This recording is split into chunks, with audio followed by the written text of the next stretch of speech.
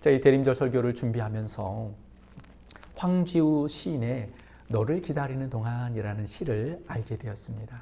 잘 안 보이실 텐데요. 제가 한번 이 시를 읽고 설교를 시작하고자 합니다.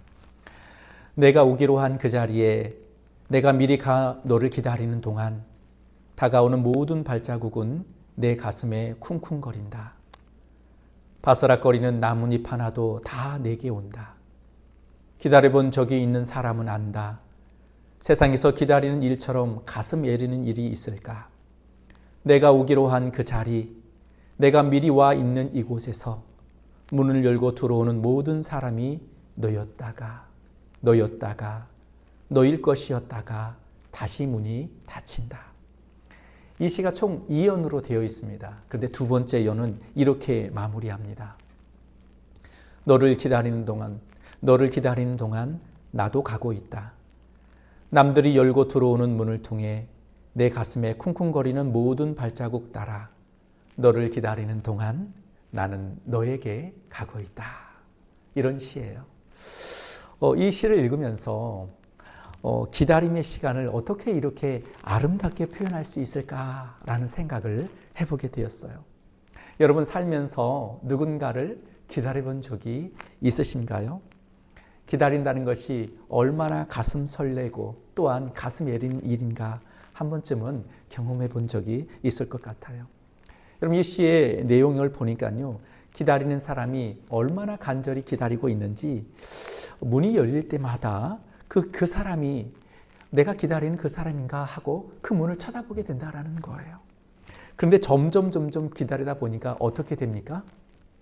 마음속에 그 사람에 대한 마음이 점점 커져가는 거예요. 그래서 사실 여전히 그 자리에서 기다리고 있는데 마음은 어떻게 됐다는 거예요? 이미 마음은 너에게로 가고 있다라는 거예요. 나는 여전히 내 자리에서 그 사람을 기다리고 있지만 내 마음은 이미 그에게 가고 있다. 그래서 여러분 이 기다림, 간절한 기다림은요 결코 수동적인 것이 아니에요. 적극적인 것입니다. 몸은 기다리고 있지만 마음은 이미 그에게 가 있는 거죠. 여러분 이 황지우 시인의 이 시가요 정말 이 대림절에 꼭 맞는 시다라는 생각을 하게 되었어요. 여러분 대림절 앞에서 설명드렸던 것처럼 예수님의 오심을 기다리는 절기예요. 여러분 대림절의 대자가 기다릴 대자의 임할 임자입니다. 그러니까 예수님을 기다리는 거죠. 예수님의 오심을 기다리는 절기. 또 대강절이라고도 표현합니다. 기다릴 대자의 강림할 강자예요. 그러니까 강림하신 그 주님을 기다리는 절기다라는 겁니다. 그래서 우리는 이 대림절 기간에 가만히 수동적으로 기다리는 것이 아니에요. 막연히 기다리는 것이 아닙니다. 황지우 시인처럼 간절히 기다리는 거예요. 다시 오시겠다고 약속하신 그 주님을 믿고 간절히 기다리는 거예요. 이렇게 간절히 기다리다 보면 내 마음이 어떻게 되겠어요? 내 마음이 주님께로 가 있는 거죠. 내 마음이 주님의 마음으로 가득 채워지는 거예요. 이것이 바로 대림절의 영성인 거예요. 우리의 마음을, 분주했던 우리의 일상을 내려놓고 우리의 마음을 주님으로 가득 채우는 절기. 주님을 기다리면서 우리의 마음을 주님으로 가득 채우는 절기. 이게 바로 대림절이다라는 거예요. 여러분 우리의 마음이요 주님으로 가득 차면 어떻게 되겠습니까? 우리의 인생이 아무리 힘들어도 우리는 견딜 수 있어요. 우리의 인생이 희망이 보이지 않는 상황 속에 처해 있다 할지라도 우리의 마음이 주님으로 가득 차 있다면 우린 결코 절망하지 않습니다. 희망을 포기하지 않는다라는 거예요. 그래서 우리가 주님을 기다린다고 할 때에 이 기다림은 사실 기다리는 시간보다 기다리는 태도가 더 중요한 거예요. 우리가 어떤 자세로 기다리는가 이게 더 중요하다라는 것입니다. 오늘 말씀해 보니까요. 예수님께서 제자들에게 예수님께서 다시 오실 것에 대해서 말씀해 주고 있는 내용이 오늘 우리가 읽은 성경 말씀이에요. 예수님은 약속대로 이 세상에 다시 오십니다. 반드시 다시 오십니다. 그런데 다시 오실 것을 말씀해 주시면서 어떻게 다시 오시는가? 주님의 다시 오심의 방식을 말씀해 주고 있어요. 근데 참 아이러니한 것은 뭐냐면 예수님께서 이 세상에 다시 오시는데 다시 오실 그 예수님도 자신이 언제 이 세상에 오실지를 모른다라는 거예요. 예수님이 다시 오심을 아는 분은 오직 한 분, 하나님밖에 없다라는 겁니다. 그리고 그 예수님께서 이 세상에 다시 오시는 그 방식을 어떻게 설명하냐면 바로 노아의 때와 같은 방식으로 이 세상에 오실 것을 말씀하고 계십니다. 여러분, 하나님께서 노아에게 방주를 만들어라 라고 말씀하셨어요. 그래서 노아가 하나님 말씀에 순종하여 방주를 만드는데 학자들마다 약간의 의견 차이는 있지만 약 120년 동안 노아의 방주를 만들게 됩니다. 그리고 그 방주를 다 만든 다음에 온갖 동물들을 방주 안에 다 집어넣자 방주의 문이 닫히게 됩니다. 그리고 정확하게 7일 후에 하늘에서 비가 내리게 되고 땅에서는 지하수가 터져나와 온 세상은 한순간에 홍수가 일어나게 된 것이지요. 여러분, 이 긴 시간 동안 여러분 노아 주변에 있었던 사람들은 뭘 했을까요? 홍수에 대한 준비를 전혀 하지 못하는 거예요. 마치 아무런 일이 일어나지 않을 것처럼 행동하다가 그들은 모두 죽고 말았던 것입니다. 여러분, 노아 시대를 살아가던 사람들의 가장 큰 문제가 무엇이었을까요? 여러분, 그들이 저질렀던 그 악이 큰 문제가 아니에요. 그들은 준비하지 않았음이 더 큰 문제다라는 거예요. 예수님께서 노아의 예를 들면서 예수님도 반드시 다시 오실 텐데 어떻게 다시 오실 것인가? 이 세상에 다시 오셔서 세상을 심판하시고 완벽한 구원을 이루실 텐데 그때를 알 수 없으니 예수님의 오심을 마치 아무 일도 일어나지 않을 것처럼 살다 보면 그 사람은 예수님이 다시 오셨을 때에 하나님의 심판을 피할 수 없다. 이걸 지금 말씀해 주고 있는 거예요. 두 사람이 밭을 갈고 있을 때 한 사람은 데려감을 당하고 한 사람은 버려둠을 당하게 된다라고 말씀하고 있습니다. 두 여인이 맷돌을 갈고 있는데 한 여인은 데려감을 당하고 한 여인은 버려둠을 당하게 될 것이다 라고 말씀하고 있습니다. 이 말은 무슨 뜻일까요? 같은 시각, 같은 장소에서 같은 일을 하고 있더라도 어떤 태도로 살아가고 있느냐에 따라서 구원을 얻을 사람과 구원을 얻지 못할 사람 갈릴 수 있다라는 거예요. 그러니 여러분, 이 대림절 기간에 우리가 주님을 어떻게 기다려야 할까요? 오늘 우리가 읽은 성경 말씀 42절이 설명해 주고 있습니다. 우리 42절 말씀 다 같이 함께 읽겠습니다. 시작. 그러므로 깨어 있으라. 어느 날에 너희 주가 임할런지 너희가 알지 못함이니라. 아멘. 여러분, 주님을 기다리는데 잠자면서 기다리는 것이 아니라 어떻게 기다리라는 거예요? 깨어 기다리라 라고 말씀하고 있어요. 여러분, 깨어 있다라는 것 무엇을 의미하는 걸까요? 깨어 있다라는 것. 그럼 마태복음 25장에 보니까요. 그러니까 우리가 읽은 본문 말씀이 마태복음 24장이잖아요. 예수님께서 마태복음 25장을 통해서 깨어 준비하는 자의 삶의 모습이 어떤 모습인가를 설명해 주고 있어요. 10처녀 비유를 통해 설명해 주고 있습니다. 여러분, 5처녀는요 지혜로운 여인이었고요 5명은 미련한 처녀다라고 성경은 이야기하고 있죠. 여러분, 지혜로운 여인과 미련한 여인의 그 차이가 뭔가요? 기름을 준비했느냐 준비하지 못했느냐의 차이라는 거예요. 그러니까 깨어있는 신앙, 깨어 준비하는 신앙, 그것은 무엇을 말하느냐? 기름을 준비하는 신앙이다라는 것입니다. 모두가 10처녀 모두가 등을 준비했어요. 여러분, 등은 무엇을 말하는 걸까요? 등은 바로 외적인 신앙의 모습을 말하고 있는 거예요.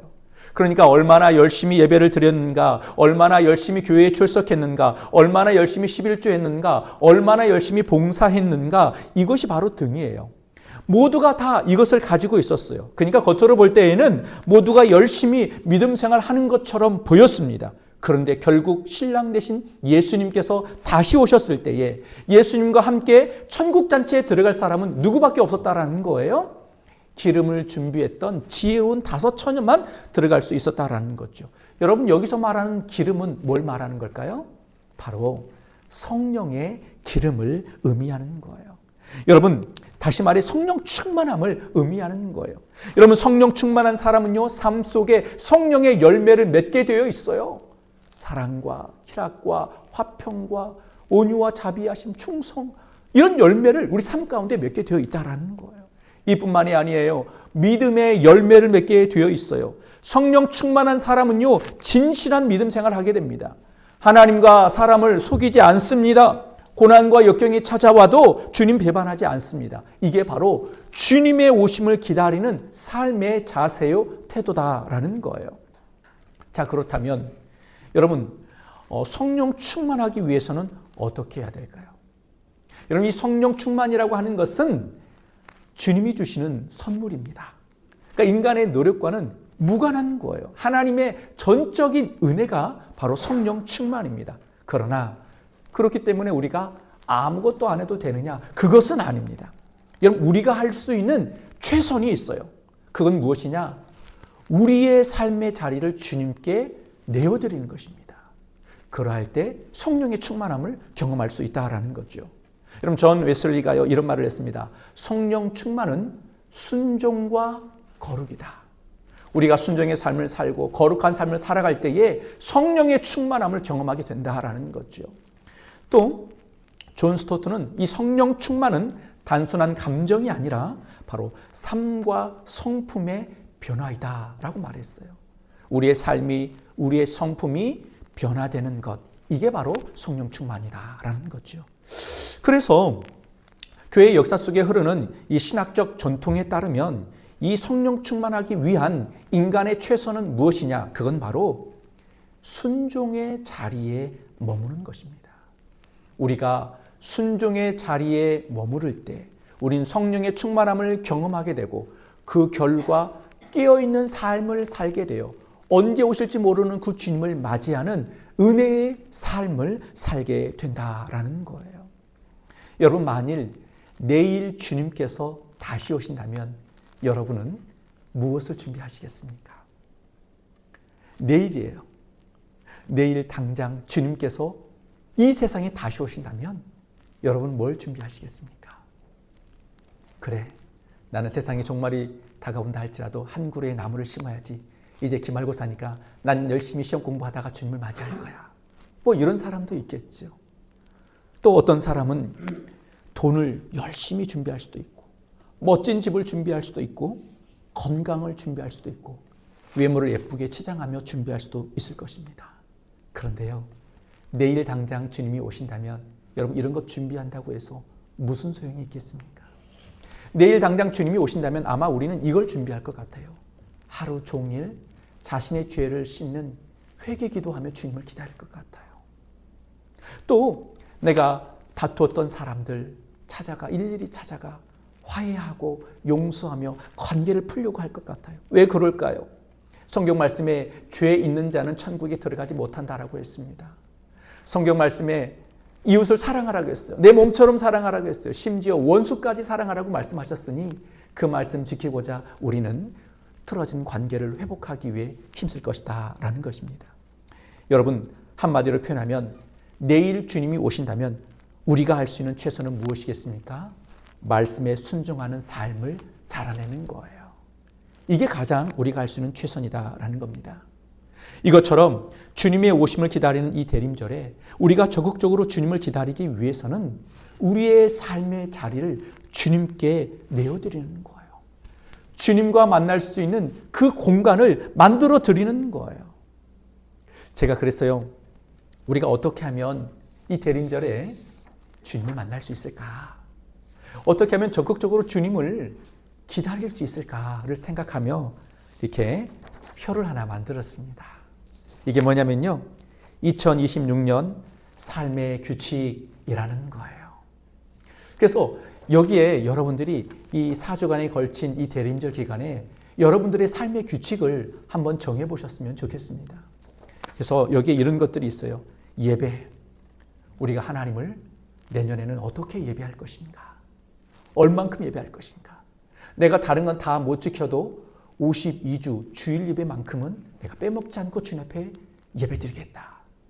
내가 주님 앞에 예배할 때에 허겁지겁 달려와 예배하는 것이 아니라 적어도 예배 시작 전 10분 전에 자리에 와서 기도로 예배를 준비하겠다.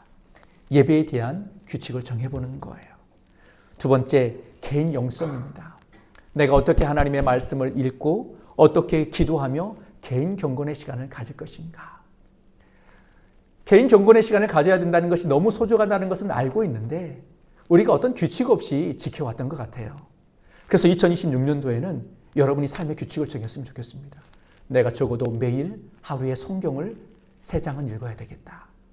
내가 적어도 매일 하루에 10분 이상 언제 기도하겠다. 삶의 규칙을 정해보는 거예요. 섬김, 어떻게 교회를 섬길 것인가. 선교, 어떻게 선교 활동을 할 것인가. 재정의 사용, 나에게 주신 이 물질을 어떻게 사용할 것인가. 안식, 우리가 바쁜 일상의 삶, 너무 많은 일들을 하다 보니까 일은 잘하는데 쉼을 잘 못해요. 그래서 어떻게 안식할 것인가. 그리고 공동체입니다. 나의 믿음을 지켜줄 공동체를 어떻게 세우고 어떻게 만들고 또 그 공동체와 함께 내가 어떤 모임을 만들어갈 것인가. 나의 신앙의 성숙을 위해서. 이런 표를 제가 한번 만들었어요. 제가 여러분들 나눠주려고 다 준비했거든요. 그래서 오늘 가시기 전에 꼭 이 종이를 가져가시고요. 성탄절을 맞이하기 전까지, 아니 12월 31일까지 이걸 진지하게 기도하면서 작성해 보시길 바랍니다. 그래서 이 대림절 기간에 내가 주님을 만나기 위한 나의 삶의 자리를 내어드리기 위해서 내가 할 수 있는 일이 무엇인가를 진지하게 고민하며 이걸 작성해 가신다면 여러분, 우리의 이 대림절 기간은요, 주님과의 깊은 소통, 주님과의 깊은 만남의 시간을 얻게 되는 은혜의 시간이 될 줄 믿습니다. 그래서요, 여러분, 우리가 바쁜 일상의 삶을 살다가도 이런 삶의 규칙을 따라 살았더니 하나님께서 나에게 이와 같은 은혜를 주셨어요 라는 간증자가 가득했으면 좋겠습니다. 여러분, 우리가 주님께 우리의 삶을 드리고 우리의 시간을 드리며 기다리면은요, 반드시 우리에게 성령의 충만함을 주시고 우리의 삶을 변화시켜 주십니다. 그래서 12월 31일 날 모두가 이걸 작성한 다음에 가지고 와서요, 2026년 새해를 맞이하기 전 여기에 기록된 것을 가지고 기도하며 하나님 앞에 기도하는 시간을 갖도록 하겠습니다. 여러분, 대림절을 보내고 있어요. 여러분, 이 대림절은요, 사실 기독교 절기로 따진다면 어떤 시간이냐면 새해를 맞이하는 시간이에요. 우리는 1월 달에 새해를 맞이하지요. 그런데 기독교 절기는요, 언제가 새해냐면 바로 대림절이 새해인 것입니다. 이제 기독교 절기로 따진다면 새해가 시작된 거예요. 여러분, 새해가 시작됐는데 어떤 마음으로 여러분 주님을 섬기며 사시겠습니까? 올 한 해는요, 새로운 한 해에는요, 보다 적극적인 기다림으로 믿음 생활을 하는 우리 모든 성도님들이 되시기를 주님의 이름으로 축원드립니다. 여러분, 우리가 주님을 기다려야 되는 그 이유가 뭘까요? 주님은 성경의 약속대로 반드시 다시 오십니다. 다시 오셔서 이 세상을 심판하실 것이고 또 완벽한 구원을 완성하실 것입니다. 완벽한 구원을 완성하신다라는 의미 속에는 이런 의미가 있어요. 모든 고통과 모든 악한 것과 모든 불편한 것과 모든 억울한 것과 모든 차별을 주님은 없애십니다. 여러분, 복음이 뭘까요? 2000년 전 그 높은 하늘 보좌를 버리시고 우리를 구원하시기 위해 낮고 천한 자리로 내려오신 그 주님, 그 주님께서 우리의 모든 죄의 허물을 담당하시기 위해 십자가에 달려 돌아가셨다라는 거예요. 그래서 그 주님 때문에 우리가 영원한 생명을 얻게 되었다라는 것, 이게 바로 복음이죠. 근데 그 주님께서 다시 이 세상에 오시겠다라는 것입니다. 주님이 다시 오실 때에는요, 우리의 모든 연약한 것들, 우리의 모든 죄악들 다 제거하시고요, 완벽한 구원, 완벽한 회복을 허락해 주신다라는 거예요. 그래서 복음이에요. 여러분, 주님이 다시 오시면 모든 것이 끝나는데요, 악한 것들이 끝납니다. 주님 다시 오셔서 불완전한 이 세상은 완벽한 세상으로 회복되게 될 것입니다. 그래서 우리 삶의 모든 고통과 슬픔과 아픔과 힘듦을 다 끝내주시고요, 완벽한 회복을 허락해 주십니다. 그래서 주님이 희망인 거예요. 그래서 주님이 희망인 거예요. 주님이 오시면 되는 거예요. 주님이 오시면 우리 삶의 모든 불편한 것들이 끝나는 거예요. 그런데 여러분, 주님은 꼭 이 세상의 종말 때에만 오시는 분이 아니세요. 여러분, 우리 주님은요, 지금 이 순간에도 우리에게 다가오시는 분이심을 여러분 믿으시길 바랍니다. 그러니 대림절에요, 우리가 주님을 만나야 돼요. 다시 오시겠다라고 약속하신 그 주님을 기다리면서 동시에 지금 이 순간 여전히 우리 가운데 다가오시는 그 주님을 만나는 시기, 이게 바로 대림절입니다. 그래서 이 대림절은 그냥 느낌대로 생각 없이 그렇게 살아가는 절기가 아니라 다시 오신 그 주님, 지금 나에게 다가오시는 그 주님을 만나는 절기, 이게 바로 대림절이에요. 여러분, 해리슨 워런의 책 대림절 소망하며 기다리다 라는 책에 보니까요, 이런 이야기가 있어요. 그리스도의 재림은 암을 없앤다. 백인 우월주의와 인종차별주의를 철저히 해체한다. 강자들이 아무런 차별도 받지 않은 채 가장 연약하고 취약한 이들을 희생시키는 상황에 정의를 가져온다. 죽은 산호초를 되살린다. 전 세계적인 팬데믹을 끝장낸다. 감옥에 갇힌 자들의 억울함을 신원하신다. 어린아이의 울음을 영원한 웃음으로 바꾼다. 그것은 죽음의 죽음이다. 그러니까 이분이 주님이 다시 오시면 어떻게 된다라는 거예요? 암이라고 하는 질병은 사라진다는 거예요. 이 시대의 차별도 사라진다는 거예요. 연약한 자가 억울하게 희생되는 일들도 발생하지 않게 된다는 거예요. 심지어 자연도 회복된다는 거죠. 그래서 우리는 주님을 기다려야 되는 거예요. 여러분, 이 좋은 주님이에요. 주님이 오시면 모든 것이 다 해결되는 거예요. 완벽한 회복이 임하는 거예요. 모든 시기와 질투와 미움이 사라지고 완벽한 사랑이 펼쳐지는 그 회복이 우리 가운데 이루어지는 거예요. 그래서 우리는 이 대림절에 그 주님을 만나야 되는 것입니다. 간절한 소망과 기대를 가지고 주님을 기다려야 되는 거예요. 주님을 기다리는 자가 주님을 만나게 되어 있어요. 주님을 간절히 기다리는 자가 주님을 만나게 되는 것입니다. 그래서 여러분, 우리는 어떻게 해야 될까요? 이 대림절에 어떻게 해야 될까요? 오늘 말씀에 나와 있는 것처럼 깨어 준비해야 돼요. 아무런 준비 없이 느낌대로 내 생각대로 내 감정대로 살아가다가는요, 노아의 홍수 때와 같이 하나님의 심판을 피할 수가 없습니다. 그래서 우리는 지혜로운 다섯처럼 기름을 준비하는 그런 삶을 살아야 돼요. 바로 성령 충만한 삶을 살아야 된다는 겁니다. 그러한 삶을 살기 위해 내 삶을 기꺼이 주님께 내어드리는 거예요. 이 대림절의 기간에 주님께 내 삶을, 내 시간을 기꺼이 내어드리는 거예요. 하루에 단 10분도 좋습니다. 하나님 앞에 진지한 기도를 올려드리는 시간을 마련해 보시길 바랍니다. 하루에 성경을 한 장 읽어도 좋습니다. 그 주님을 만나기 위해 기꺼이 성경을 펼치고 그 말씀을 우리가 읽어가는 거예요. 이 대림절이에요. 그렇다면 우리 주님께서 반드시 우리의 이 간절한 기다림을, 마음을 아시고 우리에게 다가오셔서 우리의 삶에 부족한 것들을 채워주시고 성령의 충만한 은혜로 하나님의 나라를 바라볼 수 있도록 은총을 베풀어 주실 것입니다. 여러분, 우리 모두가 이 대림절을 통해 2000년 전 이 땅에 오신 그 주님을 기억하고 또 다시 오시겠다고 약속하신 그 주님을 간절히 기다리며 지금 이 순간에도 우리에게 다가오시는 그 주님을 우리가 기다리며 살아갈 때에 우리의 삶은 아름다운 믿음의 삶을 사는 주님의 백성이 될 줄 여러분, 우리 모두가 믿으시길 바랍니다. 우리 함께 기도하시겠습니다. 2000년 전 주님의 오심으로 인해 우리가 죄사함을 받고 영원한 생명을 얻었음을 믿습니다. 또한 다시 오셔서 세상을 심판하시고 완벽한 구원을 이루시겠다고 약속하신 주님을 우리 모두가 기억하고 주님의 다시 오심을 사모하며 기다리는 진실한 믿음의 사람들이 되게 하여 주옵소서. 주님을 향한 간절한 기다림 속에 우리의 마음이 주님으로 가득 채워지게 하시고 대림절을 통해 지금 우리에게 다가오시는 주님을 더욱 깊이 만나게 하시며 우리의 삶과 인격이 주님을 닮아가는 거룩한 시간이 되게 하여 주옵소서. 2026년 우리의 삶의 규칙을 정하고자 합니다.